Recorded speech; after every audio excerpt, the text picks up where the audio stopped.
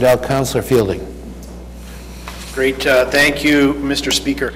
I do want to pose a question to Councillor White. I'm fairly amenable to what he's putting forward here. I do want to ask, looks like what you're proposing or what they do in Grand Forks is a lot of the aerial, I'm assuming if you're doing it in one day. And so that probably would have an impact if there is a buffer zones that are there. So I guess if you want to just maybe address that in your I think you've got a closing comment, if I'm not mistaken, closing to his amendment. So I will speak to the whole thing here today, but I truly think we really need to take a look at this policy. I do support what Mayor Cates has brought forward, and also what Councillor Steeves. I wholeheartedly support that.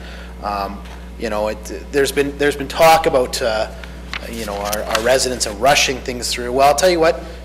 Is it reactionary, or is it actually listening to our constituents? Because I can tell you, I've been swamped with calls from people calling our offices saying that it's out of control. I don't think our current system is working, specifically as it relates to the buffer zones. I think we need to really take a look at that.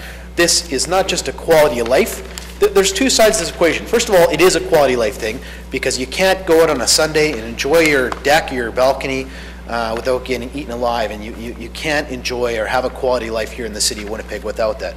But on the other side of the equation, I had a constituent that called me the other day and told me of a case where they were inside a buffer zone and sure didn't want to be a part of that. She told me a story of how her son is allergic to the mosquito bites that come here. And she can't do anything about this. She feels hostage within this zone that's there. And I think that, and I'm going to speak, I won't speak to Gord's comments, because I think it is automatically referred, but I'll tell you, I think we got to take a look at how far these buffer zones going. 100 feet in one way. I would argue that ensuring that people are staying inside when the malathion is being sprayed probably makes more sense on a public process, or to protect people, as opposed to these 100 feet buffer zones that are there. So I can tell you, we really need to take a look at this. We need to review our processes, and I don't think there's anything wrong with at all with the mayor saying. We're saying that we want to review this, have our experts come back, and we want to react. This is probably the worst season for mosquitoes in I don't know how long, but to react and to make a difference here within a month, I think is very doable.